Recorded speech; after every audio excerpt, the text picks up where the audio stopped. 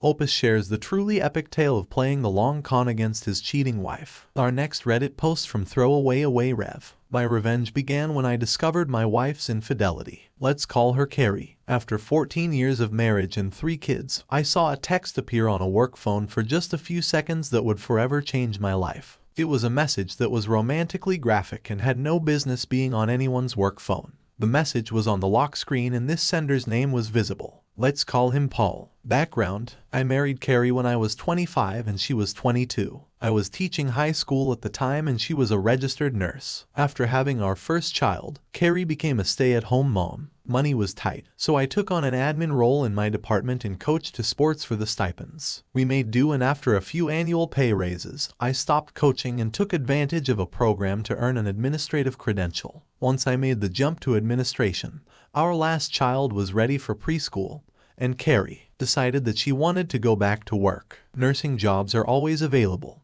but they're not always the best options. Carrie pretty much had to start working back at the bottom, working alongside nurses that were a lot younger than she was and could work back-to-back double shifts. That took a toll on Carrie. When she asked her supervisor about other positions, she was told that without a Bachelor of Science degree in nursing, she wasn't going to move up. I told her that between preschool after school and my retired mother, who was always willing to pick up the kids from school and watch them, I'd support getting her degree. It took her 3 years, but eventually she earned her degree and was promoted to a better position at the hospital. Things were good for a while. We had plenty of money, so we finally moved into our own McMansion, bought new cars, etc. I had moved from school administrator to district administrator, so I had more time to spend with Carrie and the kids. She was working a more predictable schedule, and even with my often long hours at work, this change allowed us to finally take vacations to all the places we'd put on a list during our honeymoon. At some point years later, I noticed that she started carrying 2 phones with her. When I asked her about it, she said that it was a phone provided by the hospital. I didn't question her explanation because my district had also given me the option of a phone again.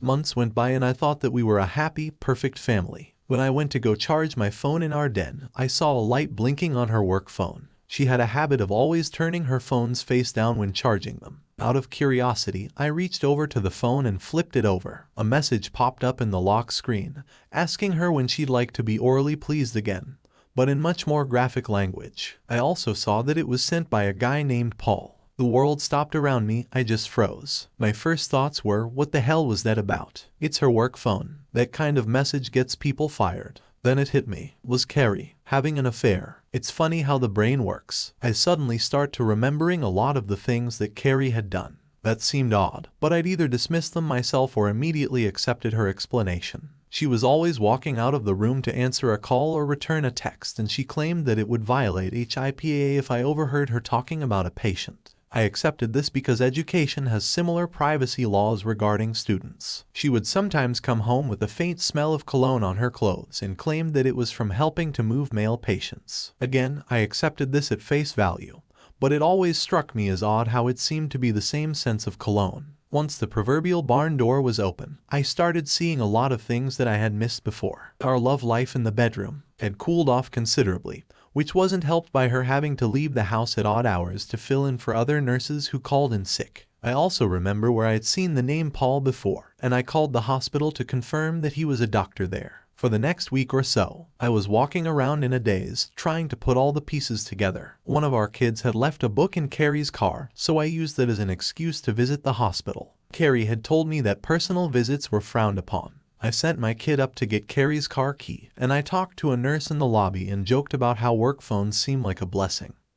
But all they do is put you on call 24 hours a day. This led to her eventually telling me that the hospital was too cheap to give cell phones to nurses, so only high-level executives got them, which did not include Carrie, with pretty much everything confirmed. I took some personal time off the next day to talk to a divorce lawyer. The news she gave me was horrible. We lived in a community property state with no-fault divorce. I made more money than Carrie. She'd been the primary caretaker of the kids, and we'd been married for more than 10 years. Basically, if I filed for divorce, I'd be screwed. I'd lose the house, pay alimony. She'd get a huge chunk of my retirements, and I'd pay child support for the next decade, unless I was lucky enough to be awarded joint custody. The worst thing she told me is that it didn't matter that she cheated. It didn't matter. I was crushed. There was only one person I could trust with this kind of information. She was a fellow teacher that had also made the jump to administration. Let's call her in and had gotten married at 19 years old.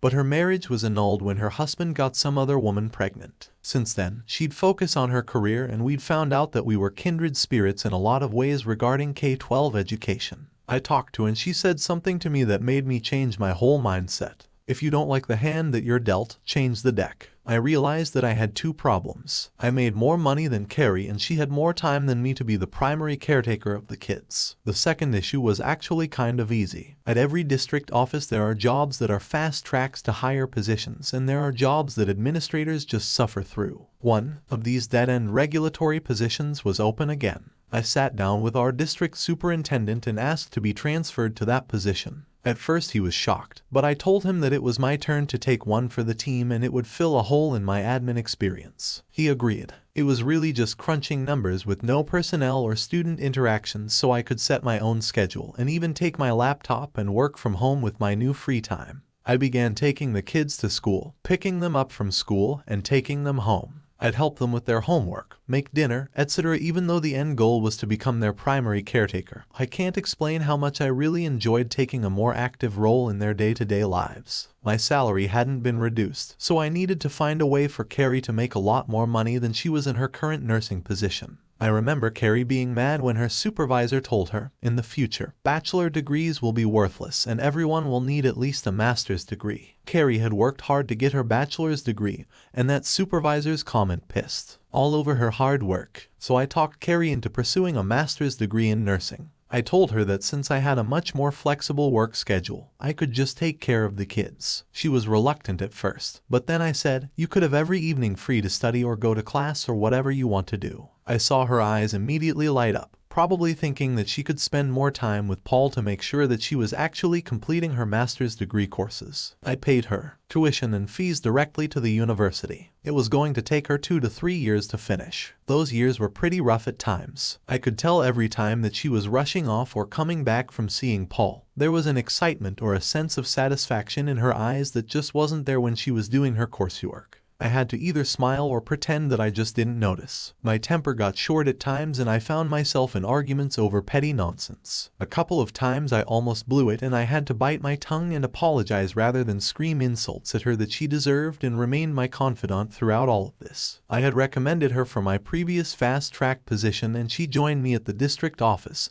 and was qualified, hardworking, ambitious, and only needed to get her foot in the door to impress the higher-ups. I even got a few pats on the back for recommending her after she impressed everyone and I started our own affair. It wasn't some hot-blooded passionate romance, but instead of two friends giving each other what they need without. And I wouldn't have been able to maintain this charade of being the oblivious cuckold. So when Carrie would come home smiling after spending time with Paul, I was able to bear it and smile back.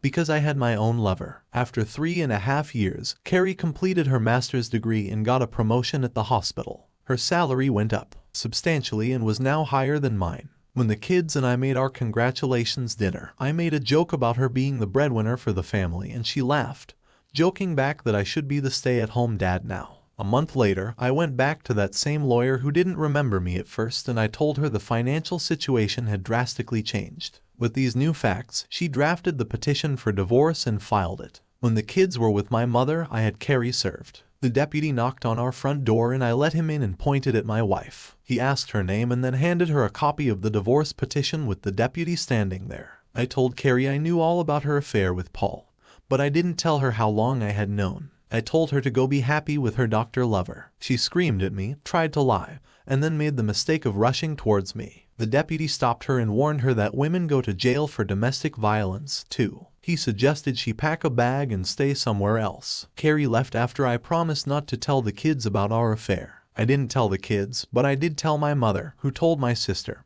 who told her kids, who then told my kids. It took a few days, but eventually the kids knew that Dad was divorcing Mom because she had a boyfriend. In the end, the court granted my divorce, giving me primary custody of our kids because I was already their primary caretaker. I kept the house with the promise that I'd refinance to buy out Carrie's half, and she was ordered to pay me child support. And I used that back to negotiate with her to give up any rights to my retirement if I bought her out. I was able to refinance my home, and with a little borrowed money from my parents, I bought out Carrie's portion of my home and my retirement. The day that Carrie signed all the paperwork, finally ending any possible financial obligations to her, was the happiest I'd ever been. I felt like I could finally breathe.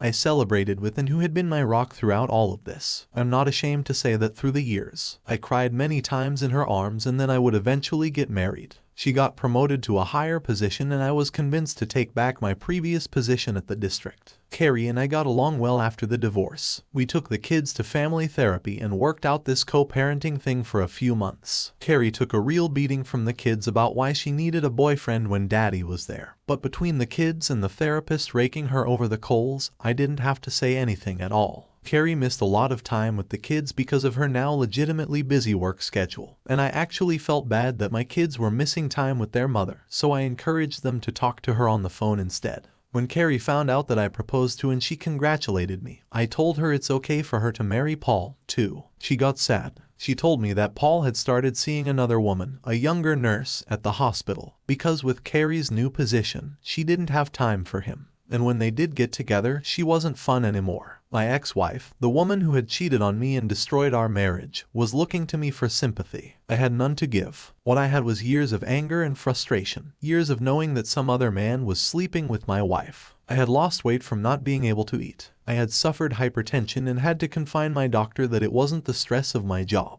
I had to listen to my dentist complain that I was grinding my teeth and I would need dental implants if I kept that up. There were times when I had to be intimate with Carrie to keep up the charade. Fortunately, it was only infrequently, and I had to lie that I wanted to use condoms to remind me of what it was like when we first started dating, or because I might have a bladder infection. Then I would go take an STD test anyway and wait for the results before seeing it again. But in the end, it was all worth it. Sure, Carrie got a big payout when I bought out her half of the house in the retirement, but that's been trickling back to me through child support, and she lost everything else. Her kids only saw her every other weekend and spent a couple of holidays with her. Paul dumped her, and he was no great catch anyways, since he was twice divorced with 5 kids and paying alimony and child support through the nose. I kept my kids, my house, my income, my retirement. I got in and I'm genuinely happy. If that's not for revenge, then I don't know what is. Wow, hope you had the patience to endure that cheating for 3.5 years. Personally, I don't know if I would have had the strength to do what you did. But it sounds like you're lucky that you did what you did, because if you had acted emotionally when you first found out, then your wife would probably have the house, the kids, and the alimony. Opie, this story is truly a masterpiece of r/revenge.